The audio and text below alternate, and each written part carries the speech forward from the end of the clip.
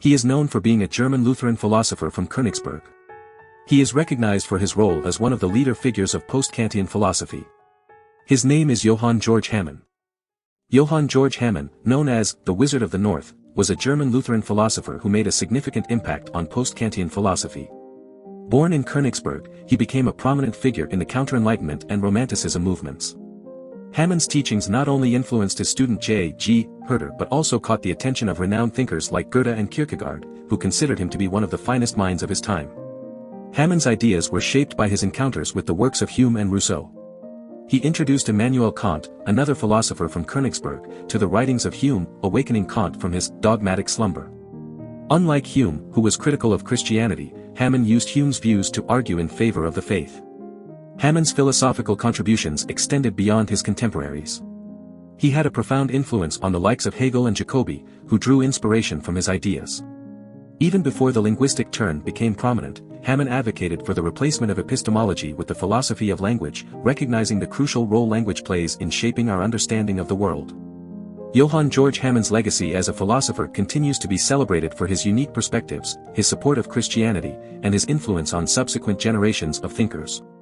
Through his works, he left a lasting imprint on the world of philosophy, making him a significant figure in the history of ideas. Johann Georg Hamann, born on August 27, 1730 in Königsberg, had an unconventional path to becoming one of the most influential philosophers of his time. Initially studying theology at the University of Königsberg, he later found himself working as a clerk in a mercantile house and holding various small public offices. However, it was during his leisure time, spent devouring philosophical texts, that he truly found his passion. Under the pen name of the Magus of the North, Hamann published his first work, a study in political economy that delved into the intricacies of a dispute on nobility and trade. It was during this period that he fully embraced the Enlightenment ideals that were prevalent at the time. However, everything changed for him after a mystical experience in London in 1758. In this transformative moment, Hamann's perspective shifted dramatically. An encounter with the mystical opened his eyes to a different reality, one beyond the rational and logical confines of the Enlightenment. This experience led him to question the limits of reason and embrace a more intuitive and holistic approach to philosophy. It was during this time that Hamann's path intersected with that of his fellow Königsberg native, Immanuel Kant. Hamann's translation of David Hume's works into German is believed to have played a pivotal role in awakening Kant from his dogmatic slumber. The two philosophers held each other in high regard, with Kant even inviting Hamann to co-write a physics textbook for children, an offer that Hamann respectfully declined. Furthermore, it was Hamann who introduced Kant to the thought-provoking works of Jean-Jacques Rousseau. Hamann's philosophy, shaped by his mystical experience and his exploration of Enlightenment ideals, offers us a profound insight into the complexities of human existence.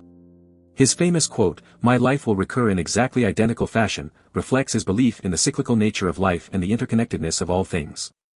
It reminds us to embrace the moments of transformation and to recognize the profound impact they can have on our understanding of divinity, morality, and the world around us. Johann Georg Hamann, a prominent figure in the Enlightenment era, had a unique perspective on philosophy that set him apart from his contemporaries.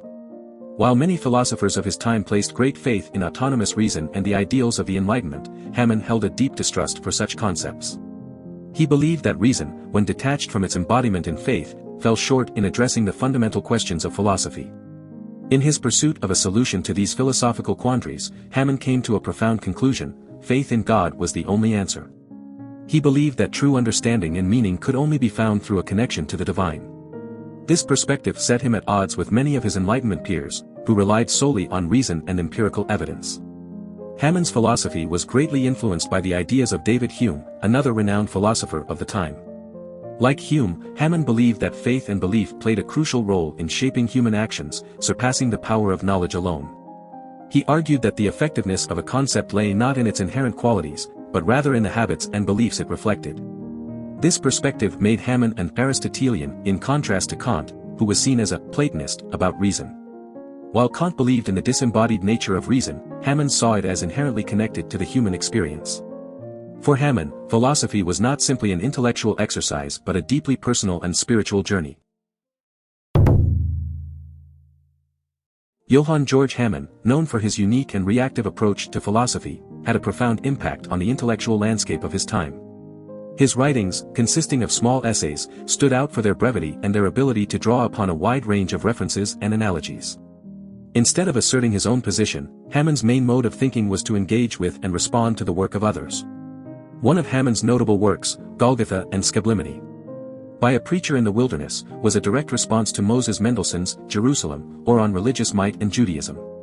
In it, Hamann challenged the Enlightenment's reliance on reason and instead invoked the image of Socrates, who famously proclaimed to know nothing.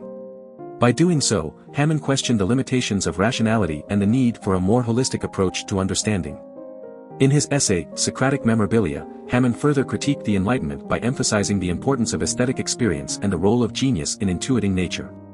He believed that reason alone was insufficient in grasping the depths of existence and that true understanding required a connection with the beauty and wonder of the world.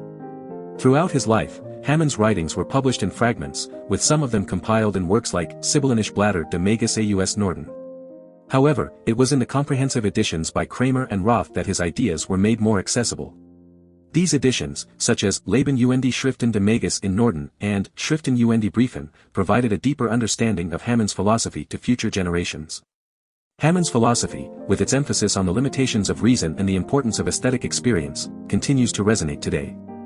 In a world often dominated by logical thinking and the pursuit of certainty, his ideas remind us of the value of embracing the unknown and finding meaning in the beauty that surrounds us. Do you want to explore more philosophers? Who do you want to see featured next? Subscribe and leave a comment below to let me know. I'll see you in the next video.